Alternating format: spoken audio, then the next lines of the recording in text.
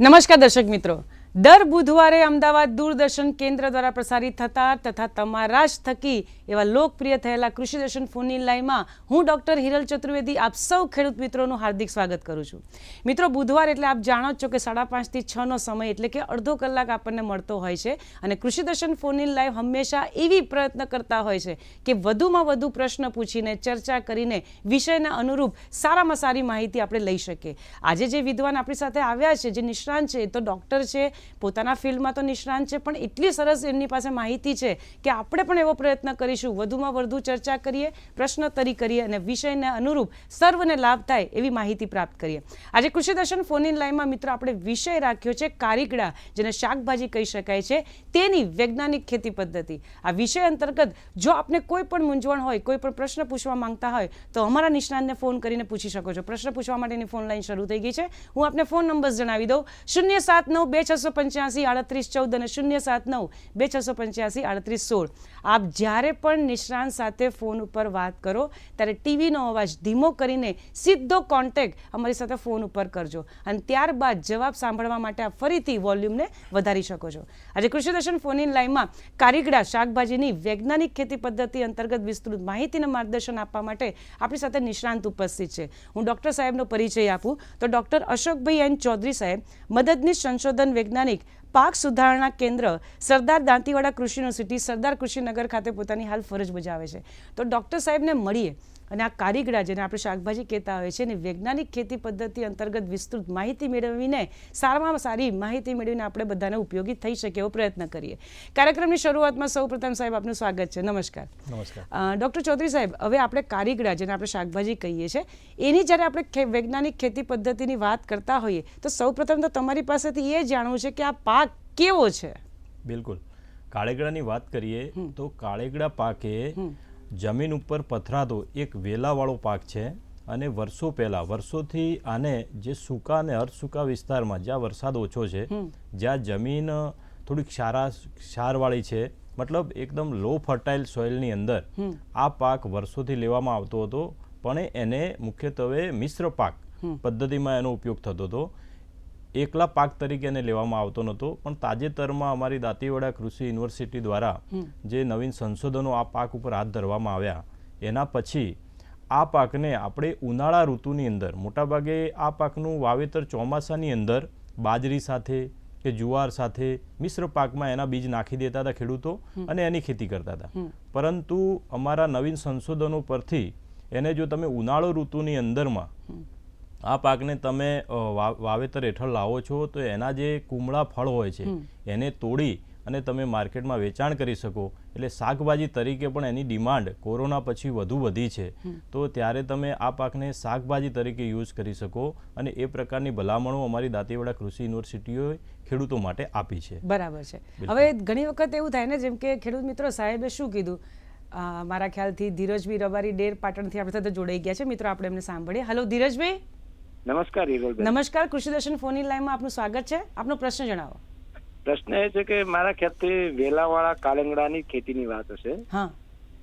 તો આ વિશે ઓર્ગેનિક ખેતી કરવી હોય કાળંગડાના શાકભાજીની, તો ચૌધરી સાહેબને મારો પ્રશ્ન છે. ચોક્કસથી આપણે સાહેબની માહિતી આપશો. બિલકુલ. આપે બહુ મસ્ત પ્રશ્ન અત્યારે તમે મને પૂછ્યો છે. પ્રાકૃતિક ખેતી, ઓર્ગેનિક ખેતીની આપ વાત કરી રહ્યા છો, તો કાળેગડા પાક એ આના માટે પરફેક્ટ પાક છે. કેમ કે આ પાકની અંદર તમારે ફર્ટિલાઇઝર એકદમ ઓછું, એટલે ખાતરની એની જરૂરિયાત બહુ ઓછી છે. બીજી વસ્તુ કે આ પાકની અંદર કોઈ રોગ જીવાતનો ઉપદ્રવ આપણને જોવા મળતો નથી. એટલા માટે તમારે જે કેમિકલ અને જે દવાઓ છંટકાવ કરવાની જેનાથી ખેડૂતનો ખર્ચ વધે છે, એ આની અંદર આપણે નહિવત કરી શકીએ છીએ. બીજી વસ્તુ કે ઇનપુટ ઓછા નાખવાના છે, એટલે ફર્ટિલાઇઝરનો કોસ્ટ પણ આપણે આમાં ઘટાડી શકીએ છીએ. આ ઉપરાંત આ પાક એ ઓછા પાણીમાં થતો પાક છે અને પાણી પણ ઓછું જોઈએ.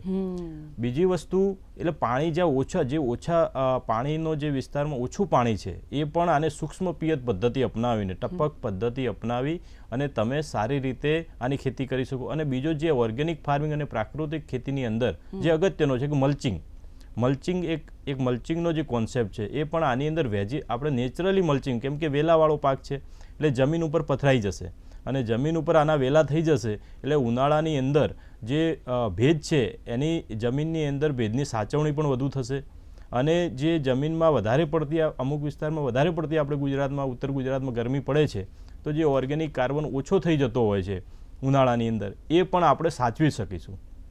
તો આ પાક પરફેક્ટ ઓર્ગેનિક ફાર્મિંગની અંદર પ્રાકૃતિક ખેતીની અંદર ઓછા ખર્ચે તમે વધુ ઉત્પાદન લઈ શકો છો. અને અત્યારે જે માર્કેટની વાત કરીએ તો મોટાભાગે માર્કેટની અંદર ઓર્ગેનિકમાં દવા વગરનું શાકભાજીનો લોકો આગ્રહ રાખતા હોય છે. તો આ પાક પરફેક્ટ એની અંદર શૂટ થાય છે એટલે તમે આને ઓર્ગેનિક તરીકે તમે શાકભાજી માર્કેટમાં વેચી શકો છો અને જે કસ્ટમર લે છે એને પણ વિધાઉટ દવા વગરની એને શાકભાજી મળશે તો એના હેલ્થમાં પણ બેનિફિટ થશે. તો બિલકુલ કરી શકાય. બરાબર. જેમ ધીરજભાઈએ વાત કરી તો મને પણ એક પ્રશ્ન મિત્રો ઉદ્ભવ્યો કે જેમ સાહેબે કીધું કે નવીન આ લોકોએ ઘણી બધી ટેકનોલોજી કે સંશોધનો કર્યા છે. પહેલાં એવું કહેવાતું હતું કે કારીગડા જે સાહેબે હમણાં જ કીધું તો કે માત્ર ઉનાળુમાં નહોતા થતા, ચોમાસુમાં જ કરવાનો પ્રયત્ન કરતા હતા, પણ હવે તો નવીન સંશોધનના લીધે સાહેબ ઉનાળુ પણ થઈ જાય છે. પણ સાહેબ આ જે આબોહવા છે અથવા તો જે જમીન છે આપણને કઈ રીતે ખબર પડે કે કઈ રીતે માફક આવશે એના વિશે થોડીક વાત કરશો? હા, બિલકુલ. બહુ મહત્વનો પ્રશ્ન છે કે જે વિસ્તારની અંદર સૂકો અને અર્ધસૂકો વિસ્તાર છે, મતલબ જ્યાં વરસાદ ઓછો પડે છે એવો વિસ્તાર, તો એવા વિસ્તારની અંદર આ પાક વધુ સુટેબલ છે, મતલબ એનું તમે ત્યાં ઉત્પાદન લઈ શકો છો. બીજી વસ્તુ કે જે જમીન ગોરાડુ જમીન છે, મતલબ રેતાળ જમીન છે, એવી જમીનમાં જ્યાં પાણી ન ભરાઈ રહેતું હોય એવી જમીનની અંદર તમે આ પાકની વાવણી કરી શકો છો અને એના લીધે તમને સારું એવું ઉત્પાદન મળશે. અને ઉનાળામાં તમે જ્યારે ચોમાસામાં ખાસ અગત્યનું છે કે જ્યાં પાણી ભરાતું હોય ત્યાં જગ્યાએ આની વાવણી ન કરવી જોઈએ. પરંતુ ઉનાળાની અંદર તો આ પ્રશ્ન આવવાનો જ નથી. આપણી જોડે પાણીની વ્યવસ્થા હોય તો આ પાક તમે આનંદથી લઈ શકો છો અને સારું એવું ઉત્પાદન અને આવક મેળવી શકો છો. બરાબર છે. મિત્રો, આપ જોઈ રહ્યા છો કૃષિ દર્શન ફોન ઇન લાઈવ. અત્યારે આપણે વાત કરી રહ્યા છીએ કારીગડા શાકભાજીની વૈજ્ઞાનિક ખેતી પદ્ધતિ. અત્યારે સમય થયો છે નાનકડા વિરામનો. મળે વિરામ બાદ.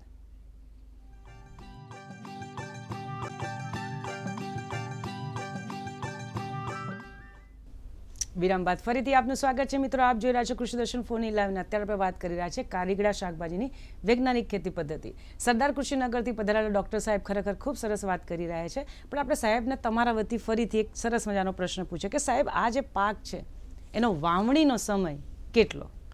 બિલકુલ. આ પાકની વાવણી તમે જો ચોમાસુ ઋતુની અંદર કરવા માંગો છો તો જ્યારે પણ વરસાદ સારો વાવણી લાયક વરસાદ થાય છે એટલે કે જૂન જુલાઈમાં આપણે ત્યાં વરસાદ આવતો હોય છે તો ત્યારે સારો વરસાદ થયા પછી તમે આની વાવણી કરી શકો છો.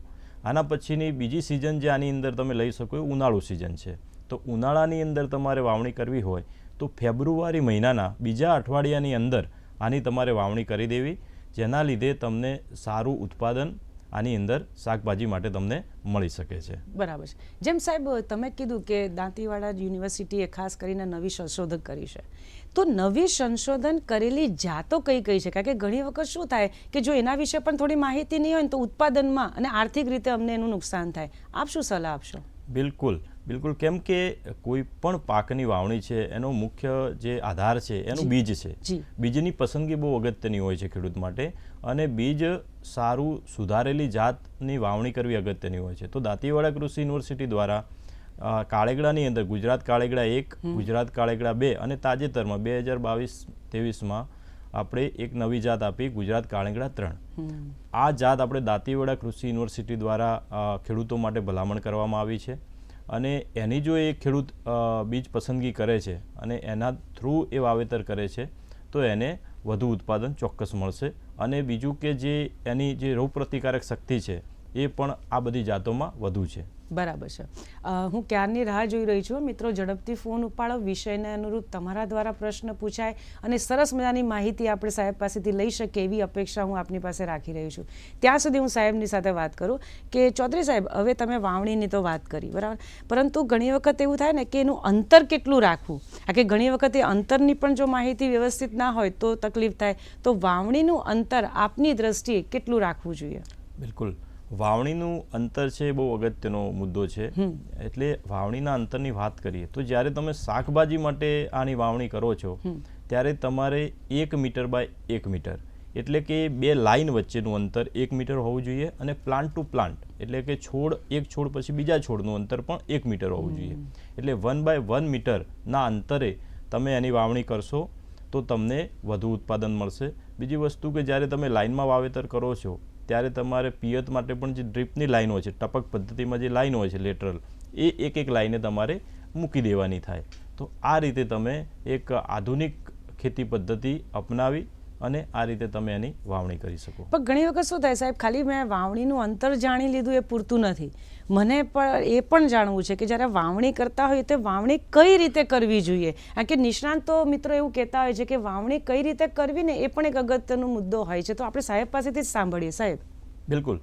વાવણી આની અંદર 3 પ્રકારે તમે કરી શકો. સૌ પ્રથમ તો એક તો આપણે આ એક જ પાક વાવવો છે તો એને હારમાં વાવેતર કરવું, એટલે કે 2 લાઈન વચ્ચે 1 મીટરના અંતરે તમે લાઈનમાં વાવેતર કરી નાખો. એકલો પાક લેવાનો છે આની અંદર, તમારે એકલા કાળેગડા જ વાવવાના છે 1 હેક્ટરની અંદર. પણ માની લો કે તમારે આંતરપાક કરવો છે, જેમ કે પ્રાકૃતિકમાં આંતરપાક પણ એક પ્રિન્સિપલ છે. તો આંતરપાકની અંદર તમારે જે મેન ક્રોપ છે એના જોડે આને લાઇનમાં પણ તમે સોઈંગ કરી શકો છો, અથવા તો તમે બ્રોડકાસ્ટ એટલે પૂંખીને, ખેડૂત મોટાભાગે પૂંખીને પણ આને અંદર મિશ્ર પાક. માફ કરજો સાહેબ, અત્યારે દિનેશભાઈ પ્રજાપતિ છે આપણી સાથે, પાલનપુરથી જોડાયા છે. આપણે એમને સાંભળીએ. દિનેશભાઈ. નમસ્કાર બેન. નમસ્કાર દિનેશભાઈ, આપનો પ્રશ્ન જણાવો. સર, મારો પ્રશ્ન એવો છે કે કાલેંગડા જે છે, કાલેંગડાના બીજ માર્કેટમાં વેચવા માટે કઈ જાત સારી કે જેથી ધાણીના ઉપયોગમાં વધુ? કેમ નહીં દિનેશભાઈ, વાત તો સાચી છે ને, આર્થિક તો ફાયદો થવો જોઈએ. સાહેબ શું કહેશો? બિલકુલ સાચી વાત છે. ધાણી માટે તમારે અમારી જે જાત છે ગુજરાત કાળેંગડા 3 નંબરની જાત છે, 2 નંબરની જાત છે. આની અંદર ઓઇલ કન્ટેન્ટ અને પ્રોટીન વધુ માત્રામાં છે. એટલે જ્યારે તમે ધાણીની વાત કરો છો ત્યારે તમે એને આહારમાં લેવાના છો, તો નો ડાઉટ કે જેની અંદર ક્વોલિટી સારી છે એવી જાતની તમે પસંદગી કરશો તો તમને આરોગ્ય માટે પણ ફાયદાકારક રહેશે. એટલે દાંતીવાડા કૃષિ યુનિવર્સિટી ખાતેથી તમે આ બીજ મેળવી અને એની વાવણી કરી શકો, જે તમારા માટે ઉત્તમ રહેશે. જેમ કે માત્ર દિનેશભાઈ નહીં, અમારા તો ઘણા બધા ખેડૂત મિત્રો સાહેબ બહુ જ જાગૃત છે અને હંમેશા એમના ક્વેશ્ચન દ્વારા આખા ભારતને ફાયદો થાય ને એટલા સરસ એ લોકો પ્રશ્ન પૂછતા હોય છે. હવે જેમ દિનેશભાઈએ કીધું ક્વોલિટીની વાત કરી, મને દિનેશભાઈ તમારા જ પ્રશ્ન ઉપરથી એક પ્રશ્ન ઉદ્ભવ્યો. સાહેબ, ખાતર વ્યવસ્થાપન કે કેટલો બધો અગત્યનો મુદ્દો છે. કારણ કે એમ થાય ને કે વાવણી આપણે જોઈ લીધી, જાત જોઈ લીધી, આપણે સમય જોઈ લીધું, જમીન જોઈ લીધી, આબોહવા જોઈ લીધી, પણ ખાતર વ્યવસ્થાપન અંતર્ગત આપ શું સલાહ આપશો? બિલકુલ. ખાતર વ્યવસ્થાપનની વાત કરીએ તો રાસાયણિક ખાતરની વાત કરીએ સૌ પ્રથમ તો એની અંદર તમારે 40 કિલો નાઇટ્રોજન અને 20 કિલો ફોસ્ફરસ આ પ્રતિ હેક્ટરે તમારે આ પાક માટે આપવાનું થાય. એટલા માટે ગણતરી કરીએ જો યુરિયાની, તો આપણે લગભગ 87 કિલો જેટલું યુરિયાની જરૂરિયાત પડે અને 125 kilo SSP single super phosphate તમારે નાખવાનું થાય. પરંતુ અત્યારે આપણે ઓર્ગેનિકની વાત કરતા હોઈએ છીએ, પ્રાકૃતિક ખેતીની વાત કરતા હોઈએ છીએ, ત્યારે તમે ઘન જીવામૃતનો ઉપયોગ કરી શકો છો, જે આપણે પોતાના ફાર્મ ઉપર જ બનાવવાની એક પદ્ધતિ છે. એટલે ઘન જીવામૃત તમે પોતે બનાવી અને એનો યુઝ કરી શકો છો બેજલમાં. એના પછી તમે એની અંદર જીવામૃત એ જે જ્યારે પણ વાવેતર કર્યું છે એના એ જ દિવસે તમે ટ્રેન્ચિંગ કરી શકો છો અને પછી તમે 30 દિવસે તમે એના ઉપર છંટકાવ કરો જીવામૃતનો. એના પછી તમે ફરી 50 દિવસે આનો છંટકાવ કરો, તો પણ તમે પ્રાકૃતિક રીતે અને ઓર્ગેનિક રીતે મતલબ જે સાહેબ, લાખણીથી ઓશાભાઈ જોડાયા છે, આપણી રાહ જોઈ રહ્યા છે. ઓશાભાઈ, આપનો પ્રશ્ન જણાવો. બોલો ઓશાભાઈ. મારી સાથે સીધો ફોન ઉપર સંપર્ક કરો ભાઈ. હેલો. હા બોલો, મારી સાથે વાત કરો, બોલો. આપણે કાળેગડીની ખેતી કરવી છે. સરસ. હા, તો એના માટે સલાહ શું કે શું ખેતીમાં નોખવું, કાળેગડા કઈ રીતે કરવા? આપણે અગાઉ તો વાત કરી હતી, પણ હું સાહેબને ફરીથી રિક્વેસ્ટ કરીશ. સાહેબ, ધારો કે કોઈ ફર્સ્ટ ટાઈમ કરવા જઈ રહ્યું હોય તો આપ શું એમને સલાહ આપશો?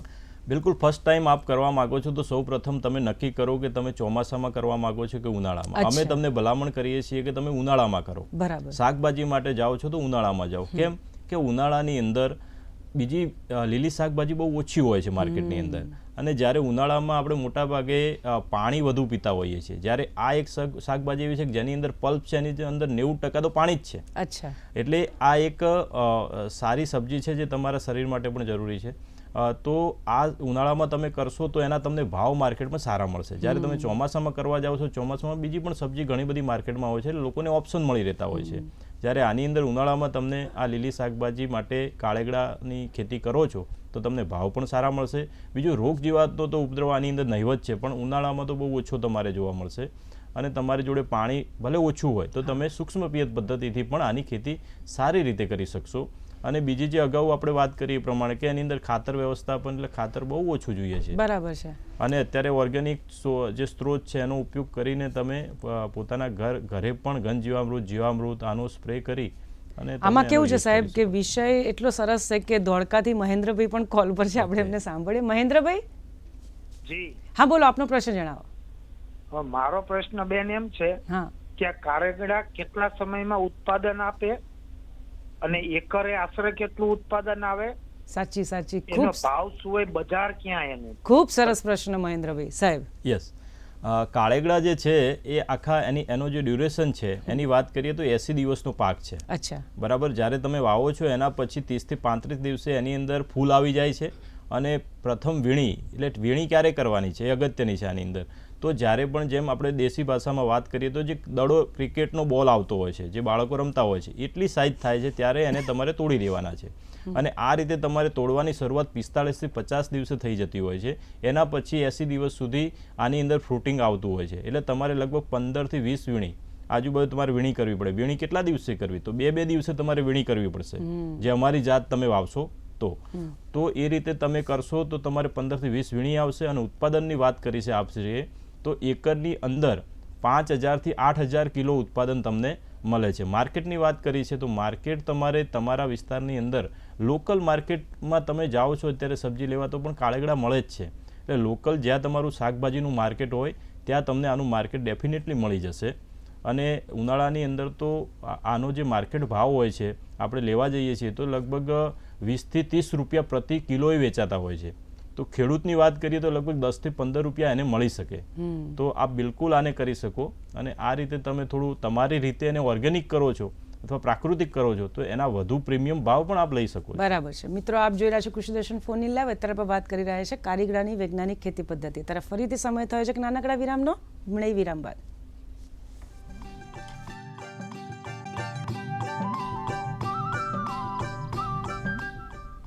વિરામ બાદ ફરીથી આપનું સ્વાગત છે. મિત્રો આપ જોઈ રહ્યા છો કૃષિ દર્શન ફોનની લાઈવ. અત્યારે આપણે વાત કરી રહ્યા છે કારેગડા શાકભાજીની વૈજ્ઞાનિક ખેતી પદ્ધતિ. જેમ અત્યારે મહેન્દ્રભાઈએ કોલ કર્યો તો ખરેખર એમના થકી મને પણ સાહેબ જાણવા મળ્યું કે ડ્યુરેશન કેટલું છે, એનું ઉત્પાદન કઈ રીતે મળી શકે, માર્કેટ કઈ રીતે જાળવી શકાય, આર્થિક રીતે ફાયદો કેટલો સરસ થઈ શકે. સાહેબ પિયતની પણ માહિતી આપી જ દો ને કે જરા પિયત છે એ કઈ રીતે આપવું અને ક્યારે આપવું. બિલકુલ. જ્યારે તમે ચોમાસુ ઋતુની અંદર આ પાકની વાવણી કરો છો ત્યારે મોટા ભાગે વરસાદ આવતો રહેતો હોય છે. એટલે જ્યારે પણ વરસાદ લાંબો ખેંચાય ત્યારે તમારે વચ્ચે પૂરતી ઇરિગેશન આપવાનું થાય, મતલબ પાણી પિયત આપવાનું થાય. એ તમારે જ્યારે વધારે પડતો વરસાદ ખેંચાય છે તો. બાકી મોટાભાગે આ પાણીની જે ખેંચ છે એને સહન કરતો પાક છે, એટલે ઓછા પાણીમાં થતો પાક છે. એ અગત્યનો આનો એક કેરેક્ટર છે. બીજી વસ્તુની વાત કરીએ તો ઉનાળાની અંદર જો તમે ખેતી કરો છો તો ઉનાળાની અંદર તમારી જોડે ડ્રીપથી અથવા તો જે પણ મેથડ આપે ઇરિગેશન માટે અપનાવી છે પિયત માટે, એના દ્વારા લગભગ તમે 3 થી 4 દિવસના ઇન્ટરવલે તમે એની અંદર 2 કલાક તમે ડ્રીપ ચલાવશો તો ઇનફ છે. તો આ રીતે તમે એને સુવ્યવસ્થિત આયોજનથી તમે એને પિયત આપો તો તમને પાણી પણ બચશે અને તમને આવક પણ સારી એવી મળશે. પણ સાહેબ માની લો કે જેમ કે આ અમારા જે ખેડૂત મિત્રો છે કોલ કર્યા એ પણ, કોલ નથી કર્યા એ પણ, માની લો કે તમારો આ પ્રોગ્રામ જોઈને કારેગડાની ખેતી કરે છે. પણ સાહેબ પછી ઘણી વખત એવું થાય કે તમે કહ્યું એ પ્રમાણે બધી જ રીતે અમે ધ્યાન રાખ્યું કે ભાઈ જાતની પસંદગી કરી, જમીન છે, આબોહવા છે, પિયત છે, પણ સાહેબ રોગ જીવાતનું શું? આમાં રોગ જીવાતનો ઉપદ્રવ કેટલો અને એને રોકવા માટે શું કરી શકાય? બિલકુલ બેન, મેં અગાઉ પણ આપને વાત કરી કે આની અંદર રોગ જીવાતનો ઉપદ્રવ નહિવત છે. અચ્છા. બહુ ઓછો છે. એટલે મતલબ માન લો કે ક્યારેક વાતાવરણ એવું વાદળછાયું થાય તો આની અંદર કોઈ જીવાત જે શોષક, મતલબ આપણે કહીએ તો એફિડ ને એવું ક્યાંક જોવા મળી જાય તમને, તો એના કંટ્રોલ માટે તમે ઘરગથ્થુ રેમેડી પણ યુઝ કરી શકો છો. અત્યારે પ્રાકૃતિક ખેતીની વાત કરીએ તો આપણે એની અંદર અગ્નિહોસ્ત્ર, બ્રહ્માસ્ત્ર આ બધા તમે જાતે બનાવીને એનો સ્પ્રે કરીને પણ કંટ્રોલ, અથવા નીમ ઓઇલ તમે યુઝ કરી શકો છો, મતલબ લીમડાનું ઓઇલ, નીમ ઓઇલ, એનો પણ સ્પ્રે કરી શકો. અને જો તમે કેમિકલ ફાર્મિંગ કરતા હોય તો ઘણી શોષક પ્રકારની દવાઓ છે જેનો તમે એની અંદર યુઝ કરી અને એનો કંટ્રોલ કરી શકો છો. પણ બીજી અગત્યની આ પાકની એક મુખ્ય વાત એ છે કે આની અંદર બીજા કોઈ રોગ નથી. અચ્છા. રાઈટ. જે જીવાત છે એ ક્યાંક, અને જે ફ્રૂટ ફ્લાય હોય છે, જે ફળ છે એટલે ફ્રૂટ ફ્લાય આવવાના છે, તો એના માટે તમે ફિરોમેન ટ્રેપ છે, જે ફિરોમેન ટ્રેપ માર્કેટની અંદર મળતી હોય છે, ખેડૂતો જાણે જ છે ને સારી રીતે, એ તમે એકરે 4 થી 5 લગાવી દો તો પણ એનો પણ તમે કંટ્રોલ કરી શકો. તો એટલા માટે હું અગાઉથી કહું છું કે આ પ્રાકૃતિક અને ઓર્ગેનિક ફાર્મિંગ માટે આ બહુ સારો પાક છે. બરાબર છે. અને નવીન પાક છે. બરાબર છે. એટલે રોગ જીવાતથી ગભરાવાની નહીં, જરૂર બિલકુલ, નથી. ખેડૂતને કારણ કે ગભરાવાની ઘણી વખત શું થાય છે સાહેબ કે તમે ભલે અગાઉ વાત કરી પણ ઘણી વખત એવું બને કે અત્યારે કદાચ કોઈ કે ટીવી ઓન કર્યું હોય તો એને એમ ના થવું જોઈએ કે ભાઈ રોગ જીવાત આવશે અથવા એનું મને નુકસાન ભોગવવું પડશે. તો સાહેબ હવે જ્યારે આપણે કારીગડાની વાત કરી જ રહ્યા છે તો પછી એ જે પ્રાકૃતિક ખેતી છે એના માટે પણ આ પાક કેવો એ વિશે થોડીક વાત કરશો આપ? બિલકુલ. આ પાક પ્રાકૃતિક રીતે એટલા માટે થઈ શકે કેમ કે મેં અગાઉ આપણે વાત કરી કે એની અંદર કોઈ રોગ અને જીવાત નથી. બીજી વસ્તુ કે એની અંદર જે આપણે ખાતરને જે નાખવાની વાત છે એ પણ બહુ નહિવત જોઈએ છે, પાણી પણ ઓછું જોઈએ છે. પછી નેચરલી જે આવરણની વાત કરીએ, મલ્ચિંગની વાત, તો આ નેચરલી મલ્ચિંગ કરી કેમ કે એના વેલા પથરાઈ જતા હોય. તમે 1 બાય 1 મીટરે વાવશો ને પછી જ્યારે એની અંદર તમે 40-50 દિવસે ક્રોપ આખું ખેતર જુઓ ને તો આખું ગ્રીન હોય. એટલે આજુબાજુ એટલા બધા વેલા એક ઉપર જતા રહ્યા હોય એટલે આખું નેચરલ મલ્ચિંગ થઈ જાય અને એ ખેડૂતને બહુ ઉપયોગી છે. પ્રાકૃતિક ખેતી માટે પણ આ ઉપયોગી છે. એટલા માટે નેચરલ મલ્ચિંગ થઈ જાય છે. બીજી વસ્તુ કે પ્રાકૃતિક ખેતીના જે આયામો છે કે મિશ્ર આંતરપાક પણ કરવો, તો આની અંદર બીજા પણ જે આ નીચે જમીન ઉપર પથરાતો પાક છે પણ બીજા જે કોઈ અંદર તમે આંતરપાક માની લો કે બાજરી વાવી હોય તો એ પણ વાવી શકાય. બરાબર. બીજા જે પણ માન લો કોઈની જગ્યા કોઈના ખેડૂત જોડે કોઈ હોર્ટિકલ્ચર પ્લાન્ટેશન કરેલું છે, બાગાયતી પાકો, તો એની અંદર પણ આ થઈ શકે. તો આ પાક બધે સેટ થઈ શકે એવો ક્રોપ છે. એટલા માટે પ્રાકૃતિક ખેતી કરવી હોય તો એના માટે આ પાક બહુ ઉત્તમ છે. પણ ધારો કે સાહેબ જેમ શાકભાજી આપણે તૈયાર થઈ ગઈ હોય તો કેટલા સમયમાં વીણી ચાલુ કરી શકાય અથવા તો ક્યારે કરવી જોઈએ તમારા મત મુજબ, તો એ વિશે પણ વાત કરશો સાહેબ? બિલકુલ. આની અંદર ફ્રિકવન્ટલી વીણી આવતી હોય છે. એટલે મતલબ કે માની લો કે ફ્લાવરિંગ પછી 45 દિવસે વીણી ચાલુ થાય છે તો પછી 2 દિવસ 3 દિવસે તમારે જોતા રહેવાનું છે. ફ્રૂટ એટલું ઝડપી ગ્રોથ કરીને મોટું થઈ જતું હોય છે એટલે તમારે 2-3 દિવસે કન્ટિન્યુઅસ આમાં વીણી કરી અને માર્કેટમાં વેચાણ માટે તમે લઈ જઈ શકો. એટલે પછી 50 દિવસ પછી તો એને 2 દિવસે વીણી કરવાની થાય એટલે 15 થી 20 વીણી એને આવી શકે ખેડૂતને અને એનું પછી માર્કેટમાં વેચાણ કરી. આમાં શું છે કે સાહેબ જ્યારે મેં ટોપિક જ્યારે મેં પોતે વાંચ્યો ને ત્યારે હું થોડી ગભરાતી હતી કે ભાઈ કઈ રીતે આમાં ઉત્પાદન થાય અથવા મને કે મારા ખેડૂત મિત્રોને કઈ રીતે ફાયદો થાય. સાહેબ આપ ડૉક્ટર છો, નિષ્ણાંત છો, ઘણા વર્ષોથી આ ફિલ્ડમાં છો, આ વિષયને અનુરૂપ અમારા ખેડૂત મિત્રો માટે આપ સંદેશો આપશો સાહેબ? બિલકુલ. આ વિષયની આપણે જે રીતે વાત કરી એ જ રીતે આના સિવાય પણ અમારી દાંતીવાડા કૃષિ યુનિવર્સિટી જે ખેડૂતોમાં અત્યારે ઘણા ખેડૂતો પૂછતા હોય છે કે આપણે કયા પાક પ્રાકૃતિક ખેતીમાં થઈ શકે. બરાબર. તો આના સિવાયના બીજા પણ પાક, આ તો કાળેગડા જે શાકભાજી માટે આપ કરી શકો છો, આના સિવાય બીજ માટે પણ કરી શકો. વચ્ચે એક ખેડૂત ભાઈનો પ્રશ્ન હતો કે બીજ, તો આમાંથી બીજ પણ નીકળે. માની લો કે તમારે અમુક કાળેગડા છે મોટા થઈ ગયા છે જે વેજીટેબલમાં નથી જઈ શકતા તો એને તમે મોટા થવા દો, એમાંથી બીજ નીકળશે.